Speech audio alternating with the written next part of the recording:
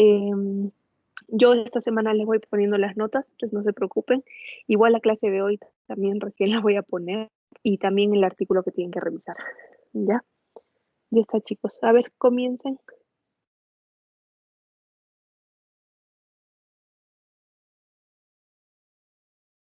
Ya, buenas tardes, doctora, buenas tardes, compañeros. Vamos a exponer lo que es un artículo, bueno, que tiene como título farmaconutrición en el paciente grave.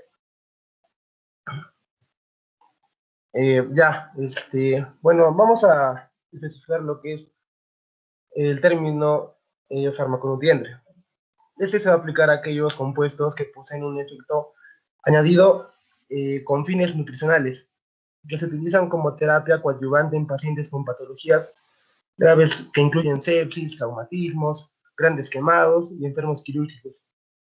En general, con su enriquecimiento en las fórmulas enterales o parenterales, tanto en cuanto a las dos, se pretende modular positivamente la respuesta inflamatoria, la infección y el control del medio interno. Valores a través de mortalidad, tiempo de estancia en el hospital e incluso en unidades de cuidados intensivos. Bueno, arginina, glutamina, nucleótidos, ácidos grasos omega 3 y micronutrientes antioxidantes van a constituir nuestro núcleo de farmaconutrientes. Bueno, continuando, la siguiente diapositiva, por favor. Ahí es.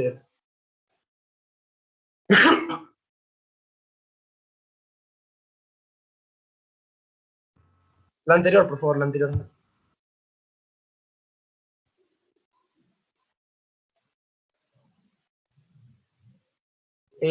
Bueno, continuando con la introducción del artículo, bueno, vamos a ver que va a haber una controversia en lo que es la inmunonutrición y la farmaconutrición. El concepto de inmunonutrición presenta resultados poco concluyentes y contradictorios. Por ello, preferimos el más moderno y explícito concepto, que es la farmaconutrición. Es por ello que el término inmunonutrición debe ser reemplazado por este nuevo concepto que es la farmaconutrición. Bueno, la base fisiopatológica común en los sustratos farmaconutrientes que ya mencionamos se fundamenta en la premisa de que si la producción endógena de un sustrato es menor que el consumo de ese mismo sustrato, se desarrolla una situación de déficit, ¿no? del sustrato que queremos, lo cual puede ayudar al funcionamiento normal de diversos sistemas corporales. Bueno, en la apuesta del día, Jones y Cole, que bueno, también son como que los que estudiaron a los farmaconutrientes, los autores, son los autores que van a aportar evidencia sobre la forma en el paradigma científico de la inmunonutrición. Ha generado estudios con resultados conflictivos y consistentes, fracasado en demostrar un defecto beneficioso de los denominados nutrientes inmunomoduladores. Por ello, los autores hacen hincapié en temas conceptuales y de identificación del problema, sin olvidar las variables de vía de administración, momento, duración y la dosis también. Bueno, ellos desarrollaron temas conceptuales y bueno, también la identificación del problema, ¿no? En cuanto a los temas conceptuales, las limitaciones de la mayoría de los estudios publicados hasta la fecha radican en que han sido ensayos sobre estrategias nutricionales comparando fórmulas enterales estándar con fórmulas especializadas enriquecidas con nutrientes específicos, ¿no? Para ver mejores resultados. En cuanto a la identificación del problema, se puede decir que consecuentemente la cantidad de nutrientes aportados es dependiente de la provisión de un adecuado volumen de una fórmula enteral, ¿no? Lo cual puede ser difícil en pacientes hospitalizados que frecuentemente tienen problemas con la tolerancia de la dieta, ¿no? Algunos problemas para poder nutrirse, ¿no? Bueno, los nutrientes deben ser seleccionados en relación tanto a sus propiedades farmacológicas como tras una profunda evaluación de sus interacciones biológicas con otros nutrientes, cuando estos se van a mezclar en una misma dieta. La utilización de dietas enriquecidas con farmaconutrientes en el paciente crítico sigue siendo motivo de controversia para algunos, nacidas con el fin de conseguir un efecto beneficioso añadido al meramente nutritivo, como es el caso de modular la respuesta inflamatoria o los mecanismos de defensa contra algún tipo de infección. Hoy día siguen describiéndose resultados dispares, ¿no? Si bien la mayoría de los estudios se refiere a un efecto beneficioso para los pacientes, también podemos definir a la farmaconutrición con el enriquecimiento de una dieta enteral estándar, con determinados nutrientes, con el objeto de darle un valor añadido meramente nutricional, con los siguientes objetivos: mejorar la respuesta inmunitaria, la respuesta inflamatoria, la síntesis proteica, suplir los requerimientos metabólicos nutrientes, modular también algunas respuestas contra la agresión de algunos virus, mejorar los mecanismos de defensa, contribuir a la recuperación global del organismo. Y bueno, como he mencionado, son numerosos los sustratos descritos con esta característica, que incluyen tanto hormonas, citoquinas, antioxidantes, micronutrientes antioxidantes y también macronutrientes antioxidantes. Los más ampliamente mencionados y los que vamos a exponer son la arginina, ácidos grasos, omega 3, nucleótidos y glutaminas, como macronutrientes y también vitaminas. Sus efectos van a tener efectos anabólicos, ¿no? Que bueno, están representados por un incremento en la síntesis y también van a hacer que haya un descenso de catabolismo proteico. Va a mejorar el balance nitrogenado y la modulación positiva de los mecanismos de cicatrización. También van a tener un efecto beneficioso de protección frente a infecciones, tanto en la mucosa intestinal y bueno, principalmente eso. Bueno, también van a tener un efecto antiinflamatorio. Viene dado a través de una mediación de producción de óxido nítrico por células. La modulación de la producción de eicosanoides, que bueno, van a hacer que disminuyan y por eso va a disminuir el proceso inflamatorio, ¿no? Y bueno, esto, siguiente diapositiva, por favor. Ok, continuemos. Ahora vamos a hablar, como mi compañero lo mencionó, acerca de los macronutrientes. Siguiente, por favor. Vamos a empezar hablando de la arginina. La arginina, entre sus acciones, va a tener un efecto timotrófico, o sea, es decir, que va a de los aumentar micronutrientes. Graciela, ¿Aló? micronutrientes. Los Sí, ok. macro ya los hemos visto. Sí, doctora, disculpe. Como les decía, la arginina va a tener en sus acciones un efecto timotrófico. Que lo que va a hacer es aumentar la producción de linfocitos y de macrófagos, ¿no? Entonces, de cierta manera va a aumentar o va a mejorar la inmunidad celular.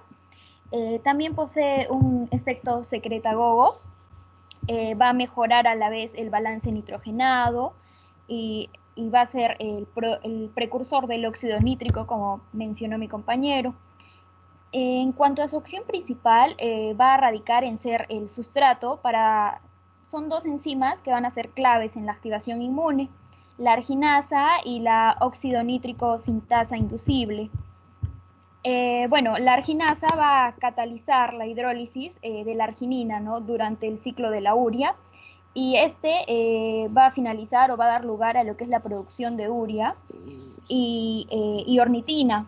Y en cuanto a lo que es la óxido nítrico sintasa inducible, va a producir óxido nítrico, que este es un potente vasodilatador, va a regular el tono, la permeabilidad vascular, también va a ser responsable de lo que es la perfusión vascular en múltiples tejidos. Y también actúa como antimicrobiano, bactericida, va a ser utilizado a la vez por los leucocitos, los macrófagos, y así va a destruir lo que es gérmenes patógenos, ¿no? El efecto de la arginina puede diferir según se trate de pacientes sépticos o quirúrgicos. Aquí vamos a dividir en dos, ¿no? El paciente séptico, el paciente quirúrgico no séptico y trauma. En lo que es el paciente séptico, su aporte va a incrementar la producción de óxido nítrico, lo que puede amplificar de cierta forma lo que es la respuesta del síndrome de respuesta inflamatoria sistémica, que va a ser característico, ¿no?, de lo que son el inicio de la enfermedad, los estadios iniciales de lo que es la enfermedad grave.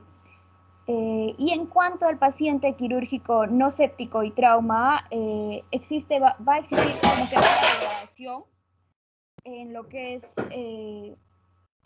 degradación aumentada de la arginina, la vía arginasa, por lo que su aporte va a restaurar los niveles de aquella y permite recuperar lo que es la inmunidad humoral y a la vez la celular. Y también restaura la función de macrófagos y linfocitos y a la vez incrementa la resistencia frente a las infecciones. Y también va a estimular lo que es la curación de los tejidos dañados. En cuanto a lo que es el óxido nítrico sin tasa inducible y los niveles de óxido nítrico van a estar estimulados en los linfocitos T helper 1 por las citoquinas proinflamatorias. Ahí vamos a tener el interleucin 1, 2, el factor de necrosis tumoral alfa, el interferón gamma. Aquí vamos a tener, por ejemplo, los linfocitos T helper 1 van a determinar una respuesta celular inmune de carácter proinflamatorio. Entonces, el T helper 1 proinflamatorio, paciente séptico, ¿no? Y es característico de los pacientes sépticos, mientras que en los pacientes traumatizados y sometidos a cirugía mayor, la estimulación de los linfocitos T helper 2 van a determinar una respuesta humoral antiinflamatoria. Entonces, T helper 2 antiinflamatorio, paciente quirúrgico no séptico y trauma. Entonces, esto va a representar un comportamiento distinto de la arginina cuando se suministra a lo que es a estos distintos pacientes, ¿no? Y justifica el por qué unos trabajos van a describir que la suplementación de esta arginina puede aumentar la respuesta inflamatoria en pacientes con sepsis o con el síndrome de respuesta inflamatoria sistémica. Y otros autores, otros escriben lo contrario, ¿no? Aunque, bueno, teóricamente la arginina va a ser un inhibidor de la expresión del factor nuclear kappa. Y bueno, autores también que es tipo la posición intermedia entre los que justifican esto y los que no, concluyen, ¿no?, que los pacientes quirúrgicos con sepsis regulan la arginina de forma distinta a los sépticos no quirúrgicos. ¿Y por qué? Porque ya que sus niveles son más bajos y la actividad de la arginasa va a ser mayor. Lo que es, los análisis, estudios realizados sobre lo que es pacientes quirúrgicos, describen una disminución de las complicaciones infecciosas en la estancia hospitalaria, la mortalidad. En lo que es pacientes sépticos se va a apreciar también un efecto favorable sobre las complicaciones infecciosas y la estancia hospitalaria, pero no se va a mantener el efecto favorable sobre la mortalidad, ¿no? Este es un punto. Que no es diferente en los grupos de control o en los que reciben dietas con mezcla de farmaconutrientes, ¿no? En los que, de estos farmaconutrientes, dentro de los que se encuentra lo que es la arginina. Siguiente, por favor. No, Graciela, deja un ratito esa diapositiva, por favor. Lo más importante que ha dicho Graciela es el cuadrito de abajo, ¿no? ¿Dónde se puede considerar iniciar farmaconutrición con arginina? En esos pacientes quirúrgicos sépticos, porque ahí sí se va a ver una disminución de la tasa de mortalidad. Ya para que lo tomen en cuenta, anótenlo. Sigue, Graciela. Doctora, buenas tardes. Vamos a continuar con lo que son los ácidos grasos omega 3. A diferencia de los estudios de la arginina, ¿no? En el caso de los ácidos grasos omega 3 hay una mayor unanimidad en cuanto a los efectos beneficiosos de su suplementación. Eh, los ácidos grasos ejercen una potente acción antiinflamatoria, que es bastante importante en la supresión del síndrome eh, ay, no me acuerdo, doctor, disculpe. El síndrome de respuesta inflamatoria sistémica, doctora. Eh, y la subsiguiente inmunosupresión, que es bastante importante después de una cirugía mayor. También disminuyen lo que vienen a ser los mediadores proinflamatorios, como pueden ser interleucin 1, factor de necrosis tumoral y la expresión de la óxido nitroso sintasa, ¿no? Inducible lo que reduce la producción de óxido nítrico, por lo cual son bastante útiles en pacientes que expresan TGP1 y macrófagos tipo 1. Hay pronectinas y resolvinas que derivan de los ácidos eicosapentanoico y el ácido docosahexaenoico, que vienen a ser ácidos grasos omega 3, ¿no? Estas pronectinas y resolvinas derivadas de estos ácidos contribuyen a la disminución de la inflamación también y estimulan la curación de heridas. Eh, el efecto antiinflamatorio de los omega 3 se logra principalmente a través de la modificación de los fosfolípidos de las membranas celulares de los monocitos, de macrófagos y otras células inflamatorias, ¿no? Este efecto se logra apreciar en 3 horas cuando se administra por vía parenteral y en 3 días cuando se administra por vía enteral. Aportes bastante altos de omega 3 disminuyen los fenómenos inflamatorios sistémicos a través de 3 vías competitivas. La primera vía es que los omega 3 desplazan al ácido araquidónico, por lo que hay menos omega 6 dentro de la membrana de la célula.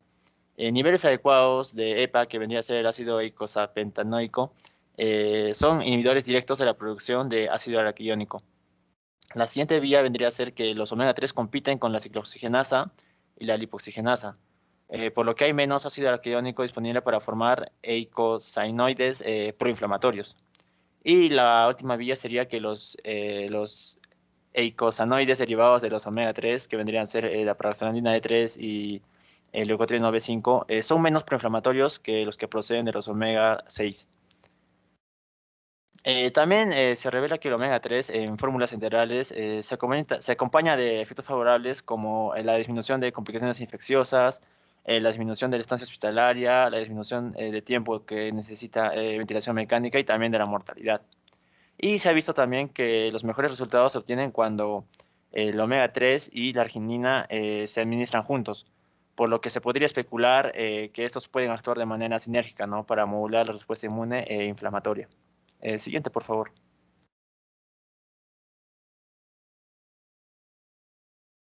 Bueno, ahora vamos a hablar de los nucleótidos. Los nucleótidos son sustancias constituidas por una base púrica o pirimidínica, un azúcar que puede ser una ribosa o una desoxirribosa y uno o más grupos fosfatos.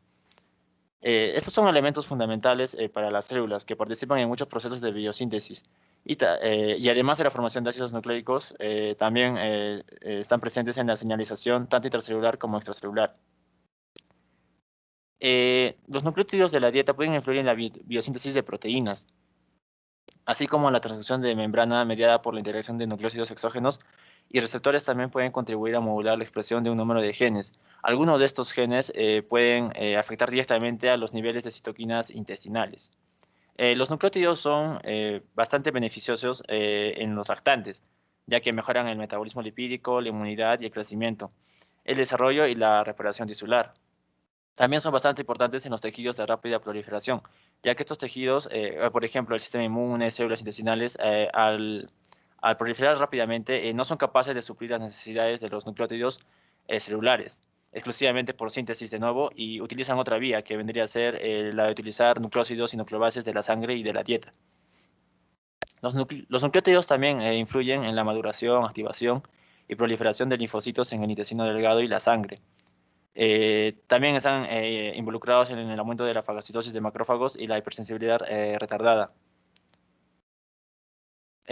Los mecanismos por los cuales los nucleótidos de la dieta modulan el sistema inmune son desconocidos, no están claros todavía, pero igual se ha demostrado que son eficaces para mejorar la producción y expresión de, por ejemplo, interleucina 6 e interleucina 8.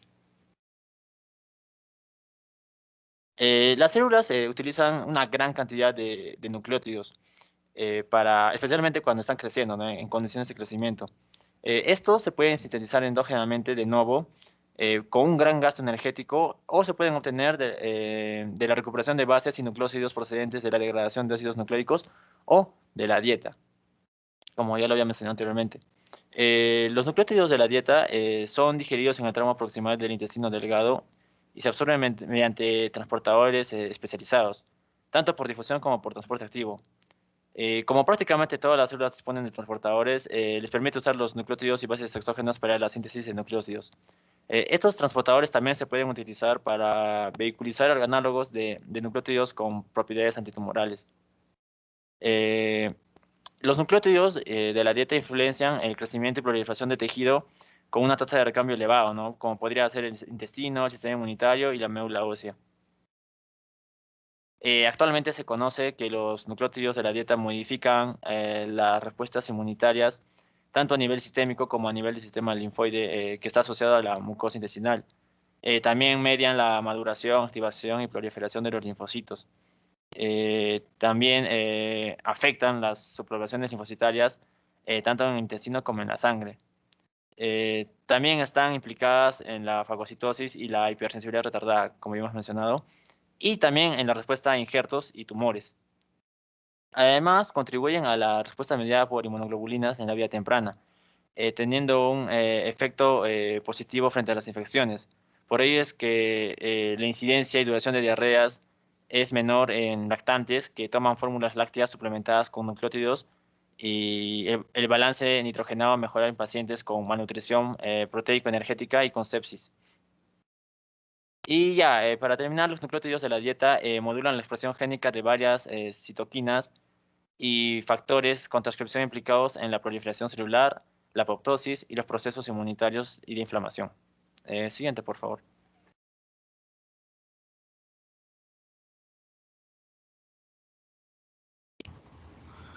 Continuando con la exposición, yo voy a hablar acerca de la glutamina.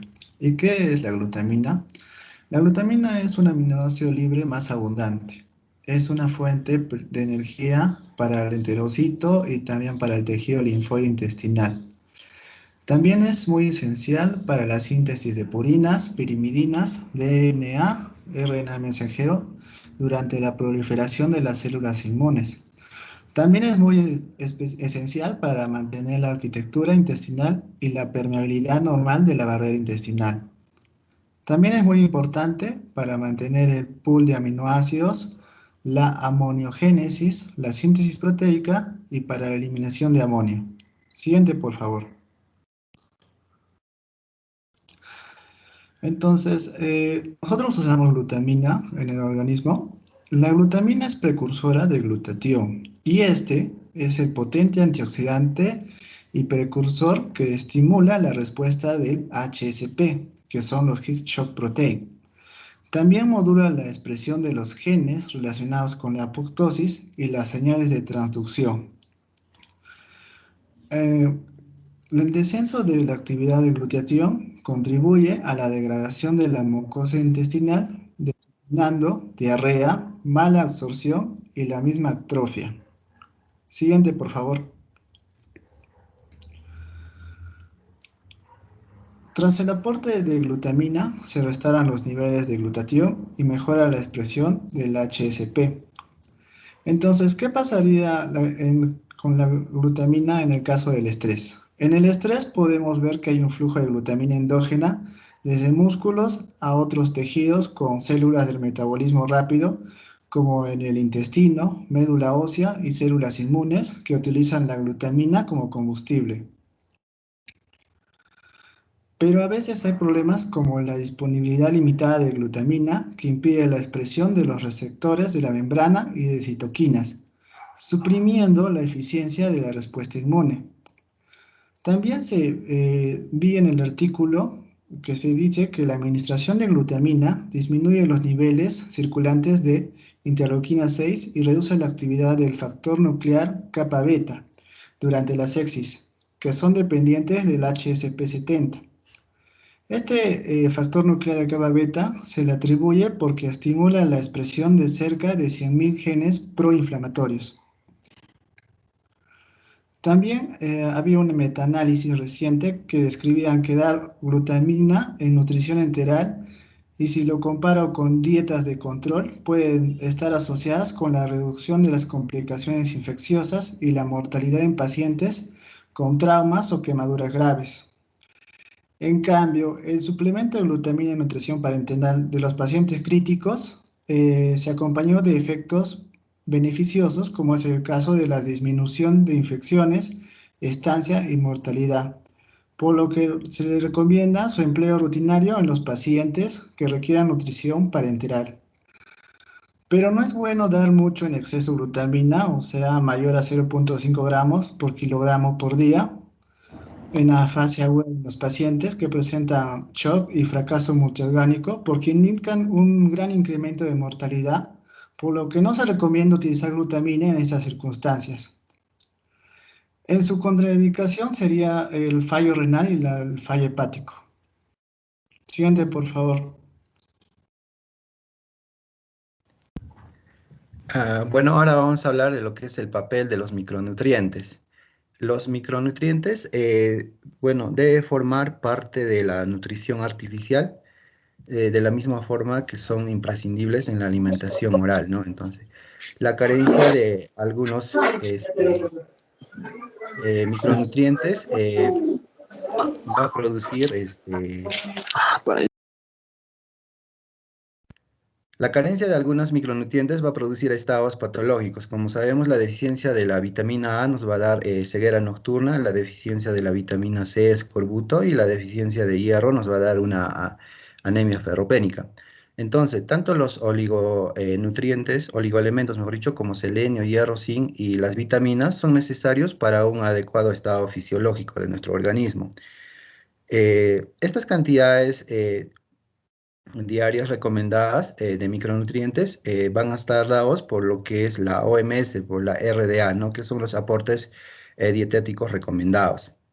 Las vitaminas, como sabemos, las vitaminas son compuestos heterogéneos imprescindibles para el desarrollo y el adecuado estado fisiológico, ¿no? Juega un papel fundamental en lo que son las funciones biológicas.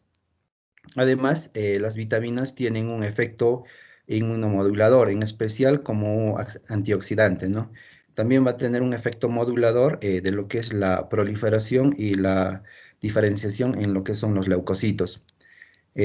Al disminuir el efecto oxidativo, el efecto oxidativo tóxico en estos pacientes, se va a producir una disminución en la posibilidad de desórdenes, como por ejemplo el síndrome de respuesta inflamatoria sistémica, ¿no? Entonces, en algunos estudios se ha logrado comprobar que la concentración plasmática de algunos micronutrientes principalmente disminuye en lo que es la fase aguda de las enfermedades graves, ¿no?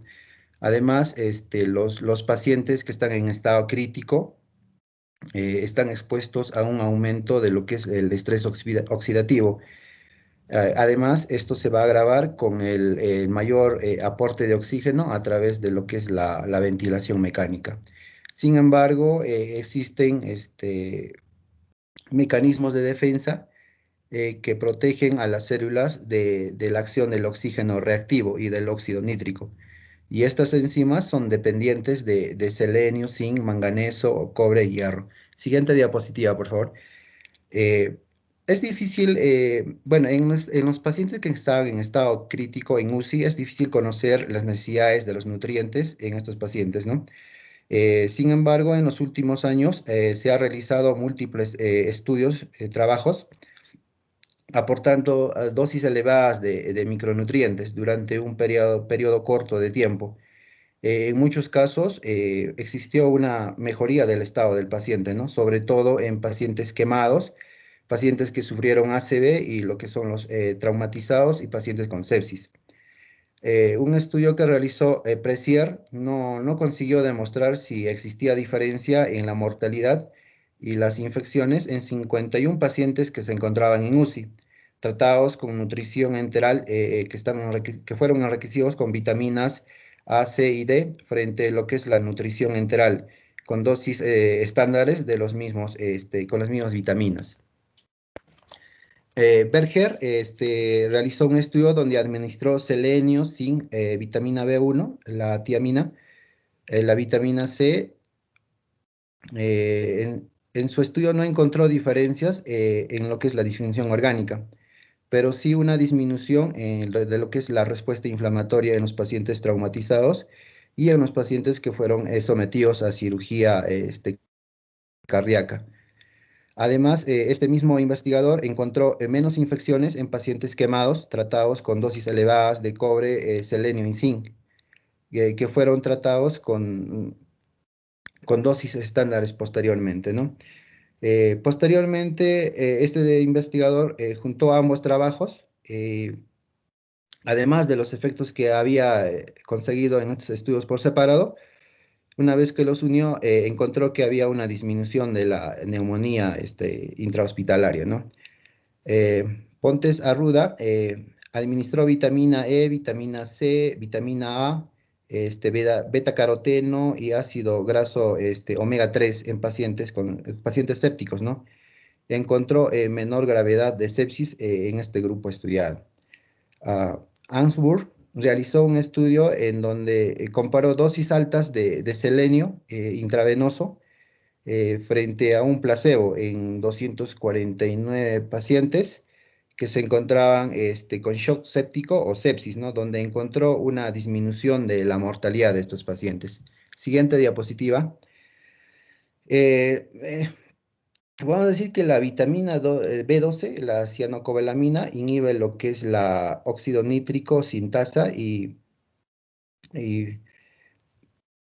por parte de la producción del óxido nítrico, ¿no? Y tal vez pueda tener, mejor dicho, tal vez pueda jugar un papel importante para mejorar lo que es el síndrome de respuesta inflamatoria sistémica. Entonces, se recomienda monitorizar la vitamina D12 regularmente en pacientes que se encuentren en estado crítico. Además, en los últimos años ha existido un interés por los micronutrientes con efectos antioxidantes en este mismo síndrome, ¿no? Además, hay estudios que nos dicen que hay una disminución de selenio y el nivel de selenio plasmático se va a correlacionar con el curso clínico de los pacientes que tienen este síndrome de respuesta inflamatoria sistémica. Entonces, se han investigado sobre los beneficios de suplementar con selenio a estos pacientes y se observó una mejoría clínica de los pacientes y una probable disminución de la mortalidad. Siguiente diapositiva.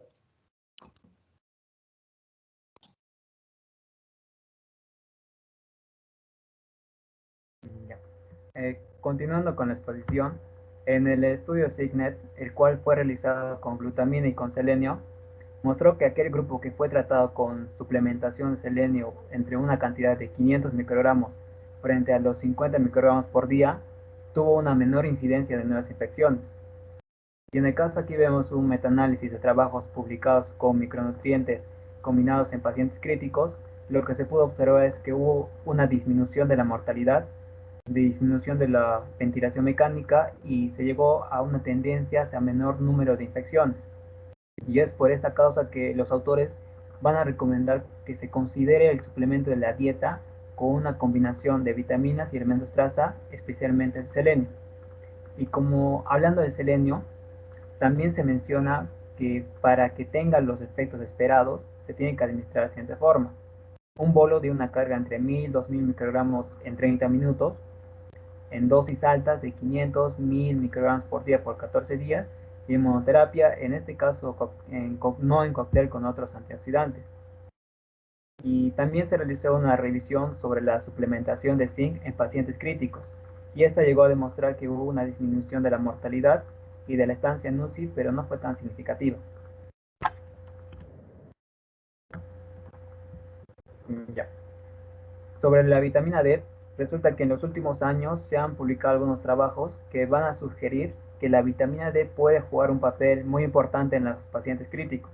Aquí vemos dos estudios, el estudio de Clinicol, el cual se encontró que aquellos pacientes que tienen cifras bajas de vitamina D que sean menores a 20 nanomoles por mililitro, tenían una estancia global y en UCI más elevada, y también tenía un porcentaje más elevado de hacer infecciones en general.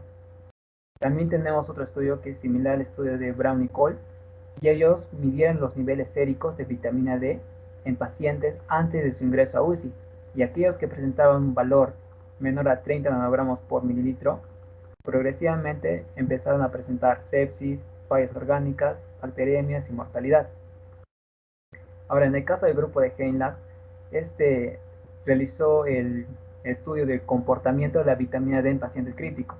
Se tomó una población de 196 pacientes, los cuales ingresaron a UCI, ya sea médica y quirúrgica, y estos, del 26%, presentaban una déficit de vitamina D, un valor menor a 30 nanomoles por mililitro, y el 56% tenía niveles insuficientes en unos valores de 30 a 60 nanomoles por litro. Y resulta que durante la estancia en UCI, los niveles de la vitamina D disminuyeron los primeros 3 días. Y estas cifras se llegaron a mantener bajas durante otros 10 días más. Pero resulta que la vitamina D no se llegó a asociar con la mortalidad global a 4 semanas, pero sí que unas cifras más elevadas de vitamina D sí se llegaron a asociar con una menor estancia en UCI y una tendencia a menores tasas de infección. Aquí vemos tres enunciados que mencionan que no existen en el momento actual recomendaciones acerca de las dosis correctas de vitaminas y oligoelementos en el paciente crítico. También que las necesidades basadas en RDA, que es el aporte dietético recomendado, no son adecuadas para la mayor parte de los pacientes críticos. Pero tenemos la última que menciona que la única recomendación actual es que hay que considerar suplementación de selenio intravenoso en pacientes críticos en riesgo de hacer síndrome de respuesta inflamatoria sistémica.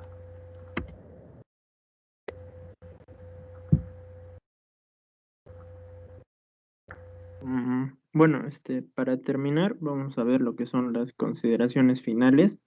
Nos indica que las dietas enriquecidas en farmaconutrientes son beneficiosas en el paciente quirúrgico. Su eficacia es más discutible en lo que es los pacientes críticos, especialmente en los sépticos, en donde incluso hay investigadores que la desaconsejan. Los efectos beneficiosos vamos a ver que son mayores, especialmente en pacientes malnutridos.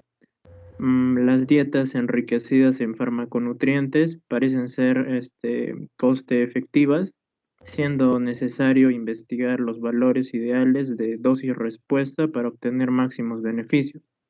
En cuanto a cirugía, puede ser recomendable comenzar su utilización antes de la intervención quirúrgica, independientemente del estado nutricional, y parecen ser más eficaces cuando se administran por vía enteral. Aún se sigue cuestionando la utilización de lo que es la arginina en pacientes críticos sépticos, y algunos estudios incluso también cuestionan el uso de la glutamina.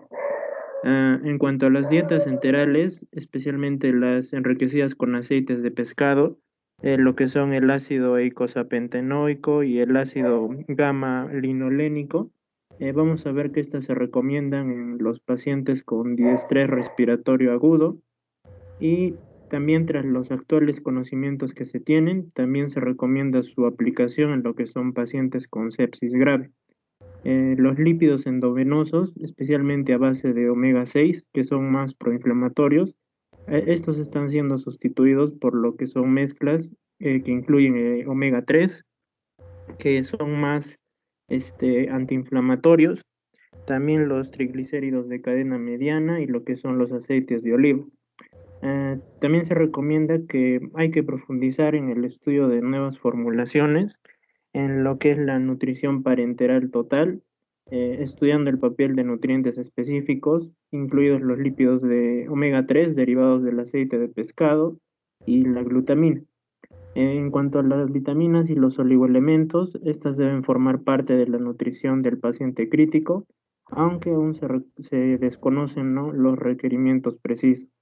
El selenio este se asocia con una mayor tendencia a menor mortalidad e infecciones, por lo que hay que considerar la suplementación con dosis elevadas de selenio intravenoso en los pacientes críticos. Aún se necesitan más estudios farmacocinéticos sobre lo que es la acción de los antioxidantes en el síndrome de respuesta inflamatoria sistémica y sobre el efecto de la suplementación individual de los micronutrientes, y es necesario investigar las vías de señalización molecular e identificar los mecanismos específicos de acción de los distintos sustratos farmaconutrientes. Eso sería todo, doctora. Gracias. Ya, muy bien, chicos. Tienen 2 puntos. Algunas consideraciones. A ver, todo lo que son vitaminas y oligoelementos, como dijo, me parece Renzo, los estudios han sido hecho en población, pues, normal, ¿no? No con índices de estrés elevado. Entonces, cuando uno intenta suplementar en estos pacientes críticos, ¿no? Por ejemplo, el quirúrgico séptico, un paciente con distrés respiratorio, no sabemos si esas vitaminas que les vamos a poner en realidad les van a ayudar o van a ser perjudiciales porque van a necesitar más energía para metabolizarla. Entonces, digamos que le ponemos suplementos, ¿no? Por ejemplo, pacientes que están sin comer, no sé, 3 meses, ¿no? Solamente con nutrición parenteral, pues tal vez van a necesitar alguna suplementación. Pero las suplementaciones se dan, a veces sí, a veces no. O sea, se dan un tiempo, digamos, 15 días y luego la suspendo y vamos viendo cómo va. Obviamente, si en esos 15 días está empeorando, tal vez tengo que suspenderlo antes, ¿ya? Y en la práctica clínica, en pacientes no sépticos, sino un paciente normal, eh, o sea, no grave, también todo lo que son vitaminas, suplementos que a muchos pacientes les gusta tomar, también es a veces sí, a veces no. Por ejemplo, 3 meses sí, suplementate de, no sé, calcio, vitamina D, lo que quieras, y otros 3 meses no, para que utilices también esas reservas, porque también, por ejemplo, ahora el omega está muy de moda, ¿no? Porque es antiinflamatorio, ¿no? Pero tal vez no necesitas o no va a surgir el efecto. Entonces, damos a veces sí y a veces no, ¿ya? Ya está. Entonces, pasemos a la clase. 5 minutos si quieren para que tomen agua en lo que voy poniendo la exposición.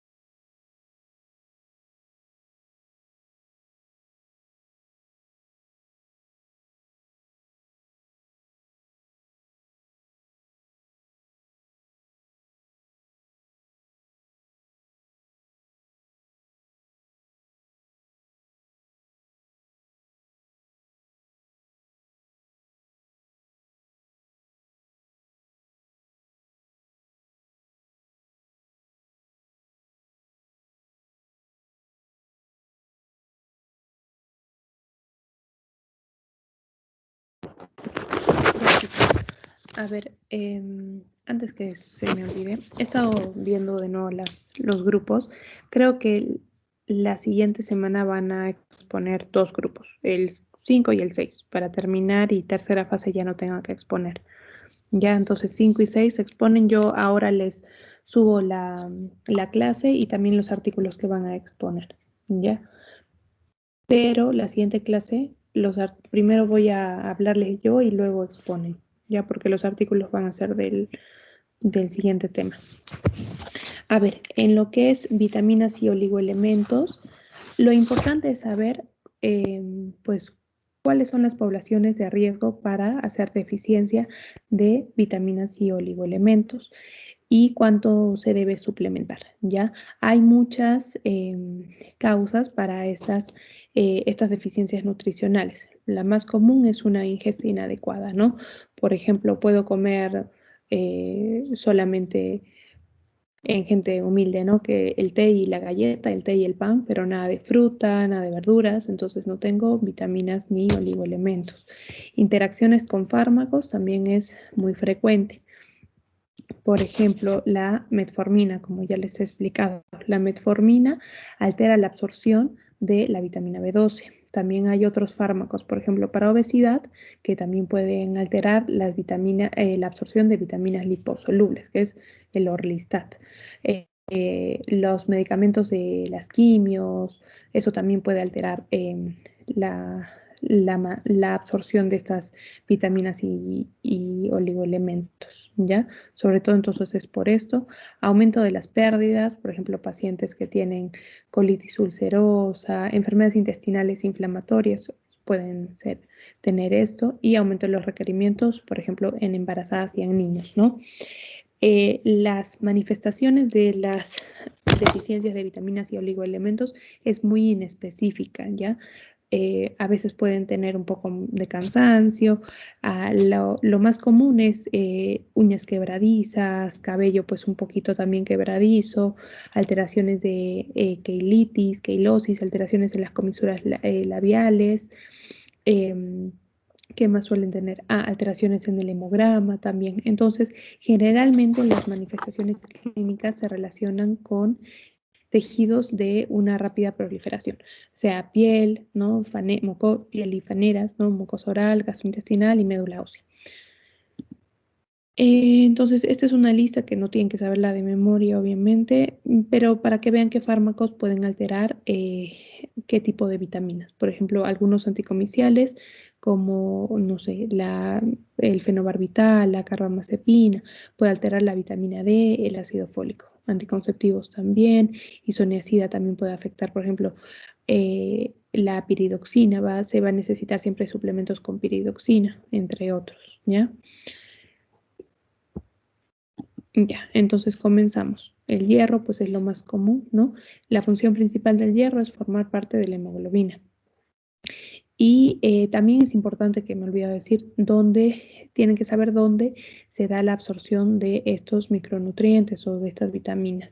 Entonces también si hay alguna afectación ahí, por ejemplo, como les dije, una ileitis o no sé, en la enfermedad de Crohn o en la celiaquía, pues va a afectar la absorción de ese micronutriente, ¿ya? Entonces, en teoría el hierro se absorbe normalmente en el duodeno. ¿Cuáles son las deficiencias? Pues puede haber ferropenia, esto es muy común en mujeres de edad fértil. Con muchos de ustedes creo que he hecho inglés, entonces recuerden, bueno, ahora les voy a poner un ejemplo. A veces se puede ver la deficiencia del hierro no necesariamente te hace anemia, pero sí te hace ferropenia, y eso lo vemos con un volumen corpuscular disminuido, ¿no? Menos de 80, por ejemplo. Entonces, hay muchas mujeres que vienen van a la consulta, por ejemplo, por caída del cabello, y la causa es esta, ¿no? No necesariamente la biotina, que nos gusta mucho, pero sino también hierro. Es como un panel que hay que hacer a estas pacientes. Anemia ferropénica, ¿no? Y es un tipo microcítica hipocrómica, porque también tenemos la anemia, por ejemplo, megaloblástica, que se relaciona con deficiencia de vitamina B12. Poblaciones de riesgo, ¿qué es lo que más tienen que saber? En niños. Entonces, cualquier niño, yo veo niños para ver su crecimiento, ¿no? A veces no hay un adecuado crecimiento, no porque hay una deficiencia de hormona de crecimiento, sino porque hay un mal estado de nutrición. No te hacen anemia, pero sí están en rango de ferropenia. Igual las mujeres de edad fértil, la causa más común es caída del cabello, uñas quebradizas, cansancio. ¿Sí? Y la causa de esta ferropenia muchas veces se relaciona a menstruaciones excesivas, ¿ya? Entonces, en ese caso, además de darle yo el hierro, pues tal vez hay una ginecología para que vea esa regla que tienen esas pacientes. En las embarazadas también, y esta sí es una indicación para también suplementación. Y enfermedad inflamatoria intestinal, como les digo, porque puede haber una afectación del mismo sitio de la absorción. Fuentes, pues tenemos en forma ferrosa y en forma férrica. Recuerden que la forma ferrosa es la que es derivada de los animales, de la carne, ¿no? Y acá la absorción es mucho mayor que en la forma férrica. En la forma férrica, que es en las lentejas, en las menestras en sí, también en los alimentos de hoja verde, en la espinaca, ¿no? En brócoli también va a haber. Acá la absorción es menor y para aumentar su absorción hay que dar vitamina C y por eso muchas veces decimos que hay que combinar, por ejemplo, las lentejas pues con un vaso de limonada o si quieres hacerlo un poquito, no sé, más gourmet, a las lentejas le agregas, no sé, granada, ¿no? O pimiento que tiene también algo de vitamina C. Analíticamente se ve eso, ¿no? Disminución de la ferritina y un aumento de la transferrina. Eso es lo que ves en los análisis. Y el tratamiento es con el hierro elemental. Hay muchas maneras, pues el sulfato ferroso, polimaltosato de hierro, etc., etc. Y el tratamiento mínimo es 3 meses, no hasta, y esto es para completar, o sea, llenar las reservas, ¿ya? ¿Qué más? El yodo. El yodo es muy importante para la síntesis de las hormonas tiroideas y esto influye en muchas cosas, en el metabolismo, en el crecimiento de los tejidos, por ejemplo, en lo que es fertilidad también influye, en la formación del cerebrito de los bebitos también, ¿sí? La absorción es en el duodeno. Y las manifestaciones, pues puede ser un hipotiroidismo, o sea, alteraciones analíticas de la TSH y de la T4 libre. Luego puede haber alteraciones físicas, ¿no? Que encontramos un bocio, que es una tiroides agrandada. El tamaño normal de la tiroides es más o menos de 4 centímetros. Entonces, si es más de 4 centímetros, vamos a estar hablando de un bocio, ¿ya? ¿Cuáles son las poblaciones de riesgo? Pues también las embarazadas. En otros países sí es como protocolizado. Primero que acá no hay yodo solo, ¿no? Puedes dar suplementos vitamínicos que contengan yodo. Pero se debe suplementar mínimo, pues esto de 150 microgramos al día. Y se debe suplementar, por ejemplo, durante toda la gestación. Principalmente los 2 primeros trimestres, que es cuando no hay todavía formación o no funciona bien la tiroides del bebito. Entonces, la mamá es la que tiene que suplir. Sí, mujeres en lactancia también influyen mucho y en niños, para el crecimiento igual. A veces acuden porque no crece el niño, no es una deficiencia de hormona de crecimiento, sino puede haber deficiencias nutricionales, un hierro bajo, yodo bajo, una tiroides que no está funcionando adecuadamente por una ingesta inadecuada de hierro. Por eso también a veces, por ejemplo, en algunas maneras, no sé, caseras de elevar el yodo es sobre todo alimentos con pescado, 2, 3 veces a la semana o alimentos del mar. El pescado es lo más sano, ¿no? Pero también puede comer mariscos o las algas marinas, el cochayuyo, la espirulina, son alimentos que son ricos en yodo, ¿ya? Y acá tenemos los requerimientos. Luego pasamos a las vitaminas, ¿no? Entonces recuerden que tenemos 2 clasificaciones grandes, las vitaminas hidrosolubles y las vitaminas liposolubles. Las hidrosolubles en teoría tienen menos toxicidad. Aquí está generalmente B y C, ¿ya? Y las liposolubles es la A, la E, la D, perdón, a ver, la A, la D, la E y la K, ¿ya? Entonces, en cuanto a tiamina, es parte del complejo B, ¿no? Entonces influye en el metabolismo de los carbohidratos. Fuentes principales son todo lo que son cereales andinos y la absorción, perdón, cereales integrales, y la absorción es en el yeyuno. La manifestación clínica, esto es lo más común, es la encefalopatía de Wernicke, pero también puede haber una cardiopatía de alto gasto que se llama beriberi, ¿ya? Yo creo que sí han escuchado de eso. ¿Les suena a ustedes? Beriberi. No creo, ¿no? Ya, bueno, entonces el en mi época se decía la deficiencia de la vitamina B1 era el beriberi seco y el beriberi húmedo. El húmedo es la cardiopatía de alto gasto, y el beriberi seco es la encefalopatía de Wernicke-Korsakoff. ¿Cuándo hay deficiencia? Acá, sobre todo en alcohólicos, pero también en hiperemesis gravídica, en embarazadas que vomitan mucho, ¿ya? El tratamiento en este caso es con tiamina intramuscular y luego se completa con dosis orales. Siempre recuerden que hay que llenar reservas. Algo más que quería decir acá. Bueno, ahora les voy a contar un caso clínico. Ya.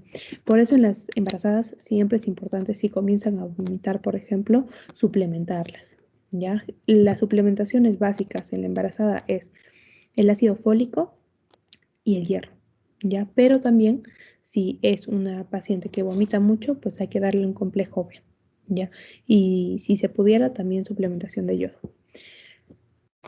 ¿Qué más?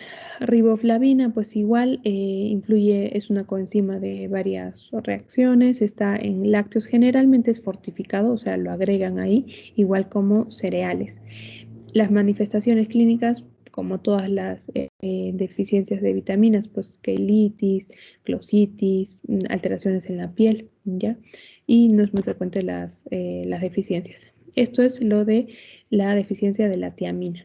Entonces, la deficiencia de tiamina puede ocasionar un síndrome neuropsiquiátrico agudo que tiene una triada: cambios en el estado mental, generalmente confusional, alteraciones oculomotrices, que es nistagmus, en la mayoría de casos se presenta, y alteraciones motoras, ataxia, ¿no? Hay alteraciones en la estabilidad, cómo va a caminar el paciente, ¿no?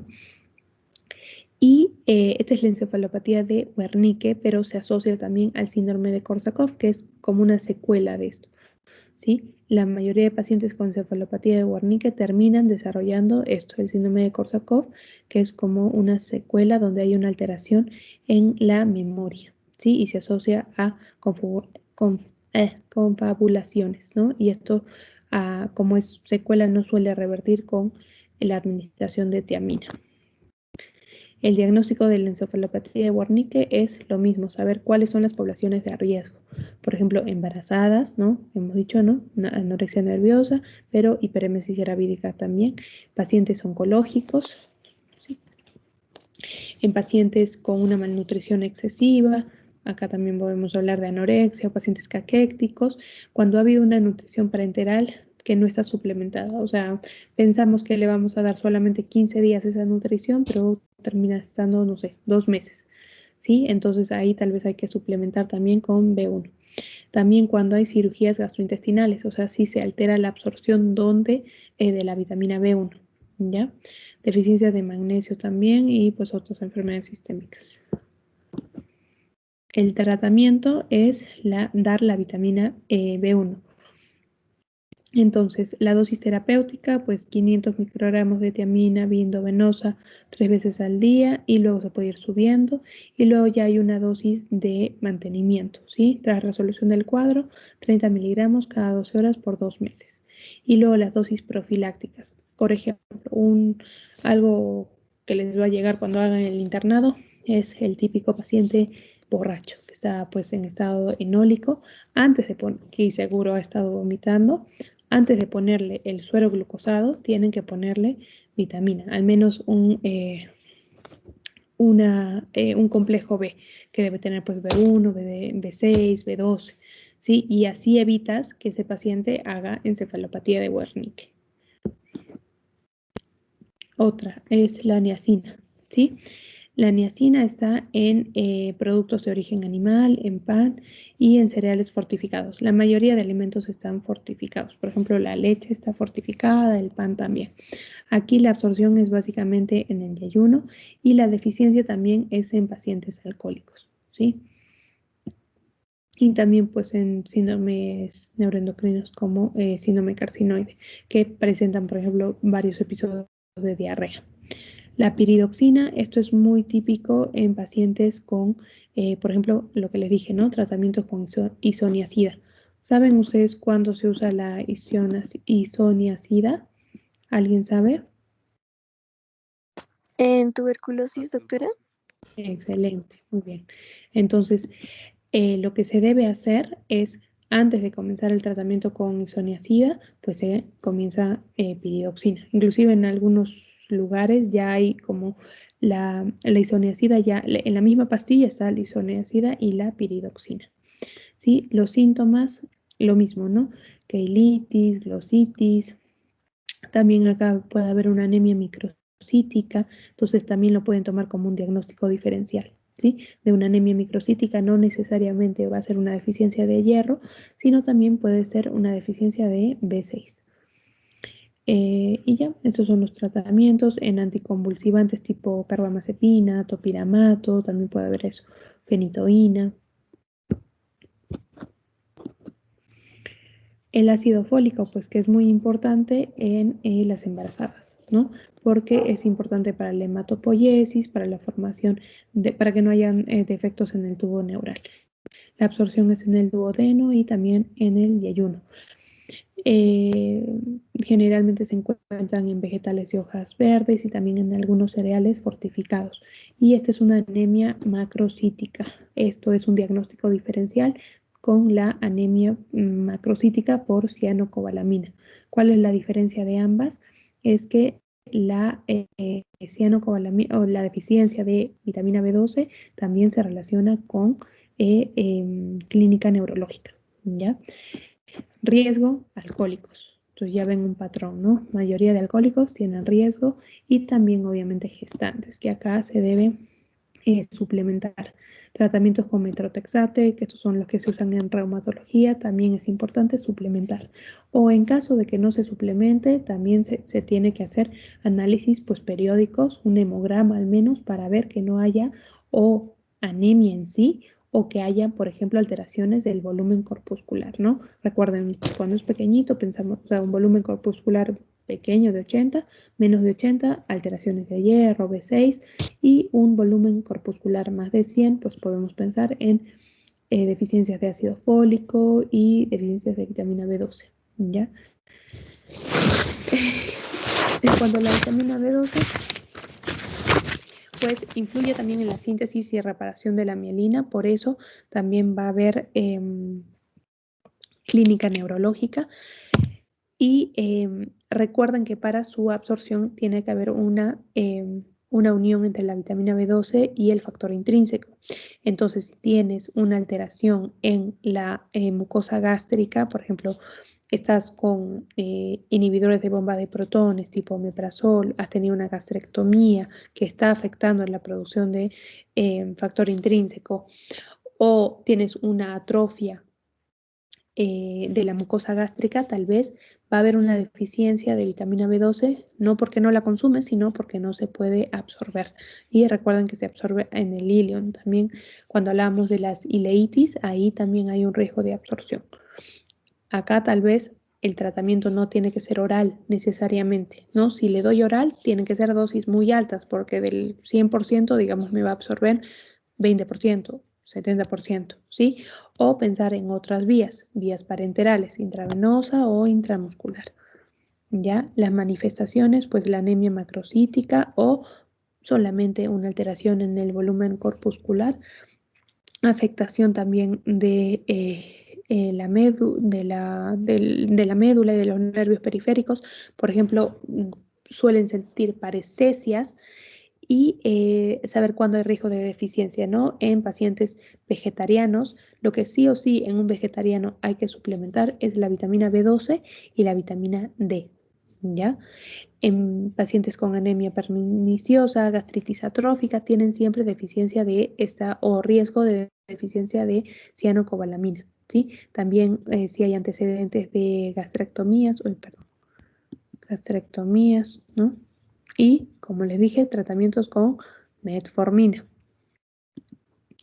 Ya está. La biotina, igual, pues es muy común.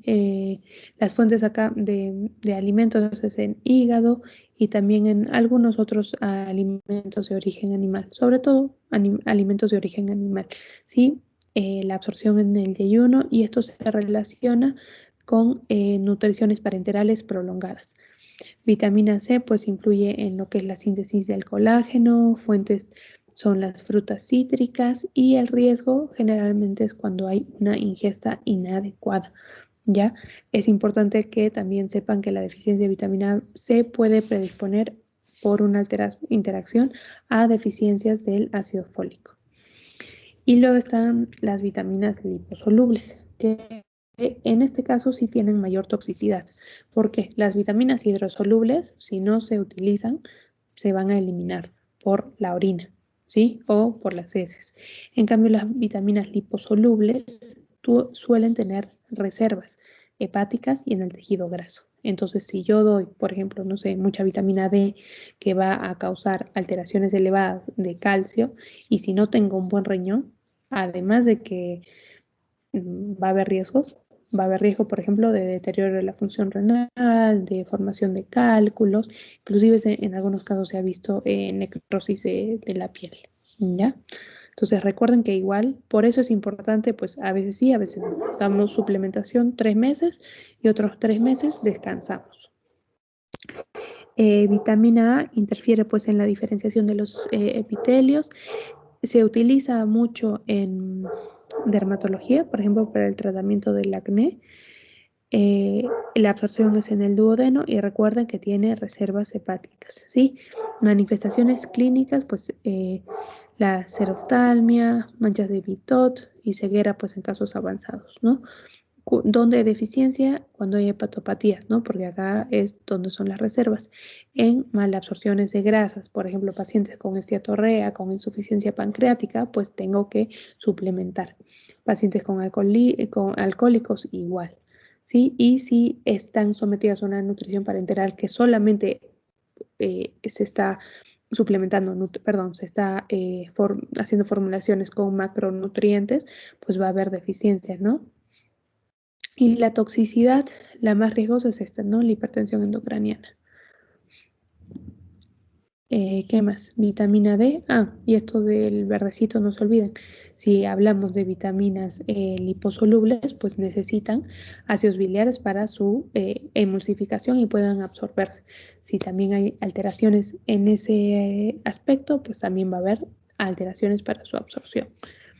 De la vitamina D, pues se relacionan, ¿no?, con el metabolismo calcio-fósforo, y las fuentes sobre todo son pescados y lácteos fortificados, además de la exposición solar. ¿Sí? La absorción es en el duodeno, las reservas hepáticas y en tejido adiposo también. ¿Y cuáles son las poblaciones de riesgo? Cuando hay alteraciones en la absorción de grasa, falta de exposición solar y lactancia materna exclusiva prolongada, obviamente también, vegetarianos estrictos y algunos tratamientos con anticomiciales, ¿no? ¿Qué les quería decir acá? Ya, que es importante pues la exposición solar, entonces al menos 20 minutos, y más que acá hay un sol. Como creo que Renzo estaba hablando de un estudio que han hablado de la deficiencia de vitamina D. Entonces, los niveles óptimos de vitamina D tienen que ser mayores a 30. Inclusive hay algunos estudios que hablan de 50, pero para efectos prácticos mayores a 30. Menos de 20 es ya deficiencia, y entre 20 y 30 es rango de insuficiencia. En ese caso, y también dependiendo del paciente, si hay riesgo de un deterioro de la función renal, o sea, si ese riñón no está funcionando bien, además o en vez de la suplementación, podemos recomendar pues una mayor ingesta de grasas buenas, ¿no? Tipo pescado, que va a tener algo de vitamina D. algunos lácteos fortificados, o sea que en la etiqueta dice fortificado con vitamina A, D, así, eso es fortificado. Y la exposición solar, le dices salga al sol sin el bloqueador al menos 20 minutos y luego se bloquea y se tapa bien. Eso también puede ayudar. Damos un plazo de 3 meses y si no ha mejorado, pues sí podemos comenzar con la suplementación. ¿Cuál es el riesgo? Esto, hipercalcemia, hipercalciuria. Sobre todo en pacientes, por ejemplo, mayores, ¿no? Pacientes geriátricos. Vitamina E, pues tiene un efecto antioxidante, inhibe la proliferación celular y la agregación plaquetaria. Las fuentes también son en grasas buenas, ¿no? Absorción a nivel del yeyuno, también hay reservas y el riesgo es en pacientes con alteraciones en malabsorciones de grasa, o sea, pacientes, por ejemplo, con insuficiencia pancreática, ¿ya? En pacientes con déficit de vitamina K y vitamina E hay un mayor riesgo de sangrado, ¿sí? Porque recuerden esto, ¿no? Por la agregación plaquetaria. Entonces, si uno le inhibe y el otro también no funciona, pues hay riesgo de que haya mayor riesgo de sangrado. Y por el otro lado, la toxicidad se relacionaría a una trombosis venosa. Y creo que ya estamos para terminar. La vitamina K, lo mismo.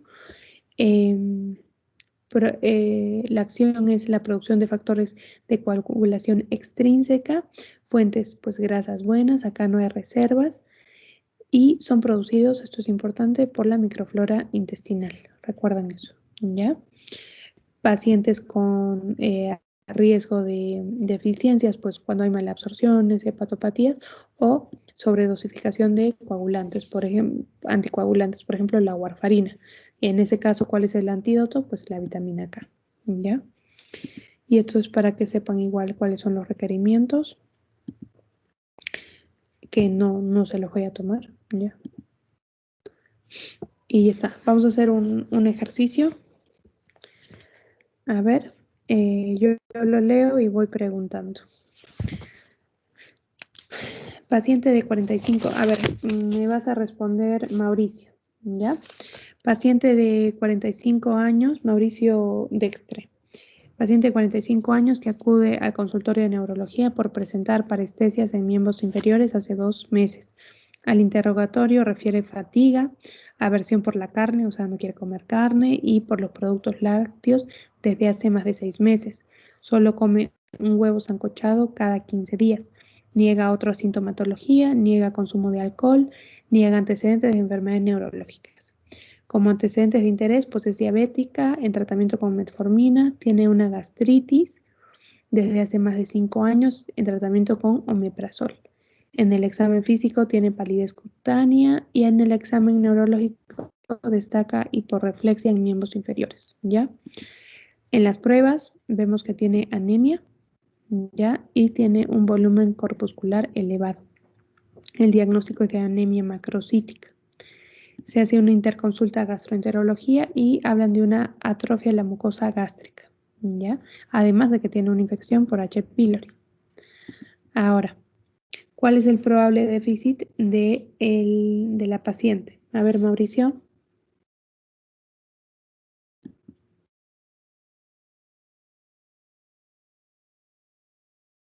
¿Está Mauricio?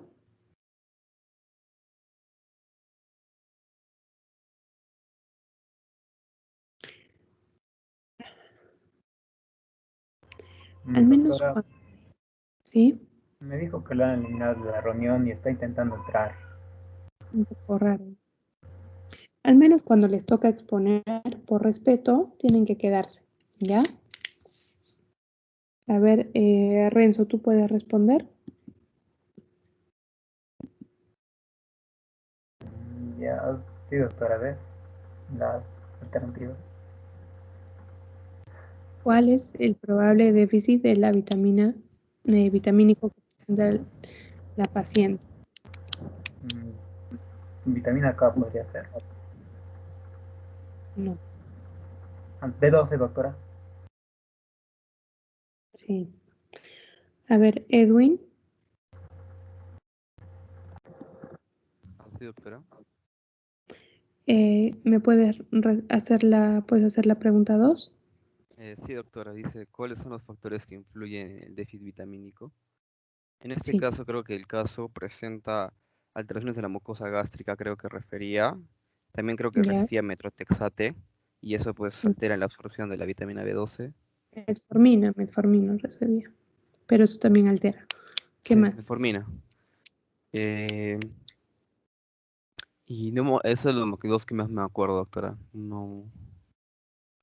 ¿Alguien me puede decir otra causa? Muy bien, Edwin. ¿Alguien quiere responder? Doctora, mencionó que el paciente también no consume carne y solo consume una vez a la semana este huevo, creo. Muy bien. O sea, por la dieta, por los fármacos y por la atrofia, ¿no? Muy bien.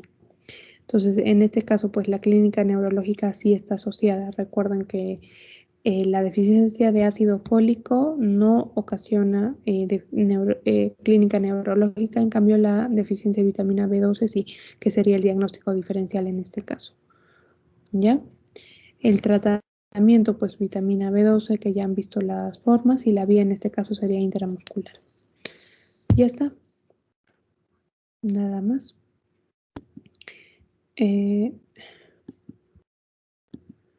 Bueno, ¿alguna pregunta? No creo. Ya. Entonces, en la noche al grupo 5 y grupo 6, por favor, para que yo les voy a poner el artículo que van a tener que revisar y nos vemos la siguiente semana. Por favor, al menos los grupos que exponen tienen que estar, ¿ya? Si no, les voy a comenzar a restar puntos, o sea, al menos por respeto. ¿Ya, chicos? Ya, eso es todo. Si tienen alguna pregunta, pues me escriben por el Teams. Chao, chicos. Hasta luego, Hola, doctora. doctora. Doctora. Hasta Hasta luego, luego. doctora. Hasta luego, doctora. Hasta luego, doctora.